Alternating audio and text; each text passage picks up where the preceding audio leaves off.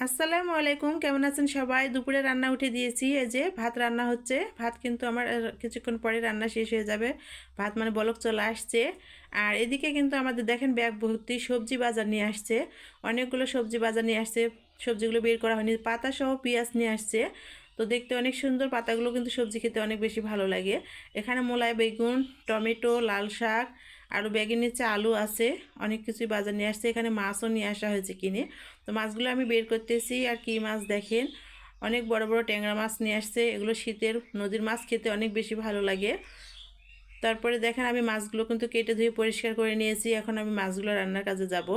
তখন আমি মাছগুলোতে কিন্তু সব কিছু মশলা দিয়ে দিয়েছি। এখানে পেঁয়াজ বাটা, লবণ, হলুদ, মরিচের গুঁড়া, টমেটো, রান্নার তেল সব কিছু দিয়ে দিয়েছি। আর এইভাবে মাখিয়ে মাছটা রান্না করলে খেতে অনেক বেশি ভালো লাগে। তো আমি এই মশলাগুলো দিয়ে এভাবে হাত দিয়ে সব কিছু দিয়ে মাখিয়ে নিয়েছি মাছগুলো। আর রান্নাটা উঠিয়ে দিলাম।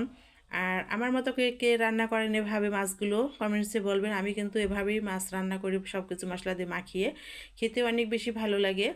তো দেখেন মাছটাও রান্না করা হওয়ার পর্যায়ে চলে আসছে। আমার ভিডিও ভালো লাগলে লাইক, কমেন্ট, শেয়ার করে পাশে থাকবেন। আর কিছুক্ষণ পরে কিন্তু আমার রান্নাটা শেষ হয়ে যাবে। চুলা থেকে যে নামিয়ে নিলাম, আমার মাছ রান্না কিন্তু একদম রেডি হয়ে গেল।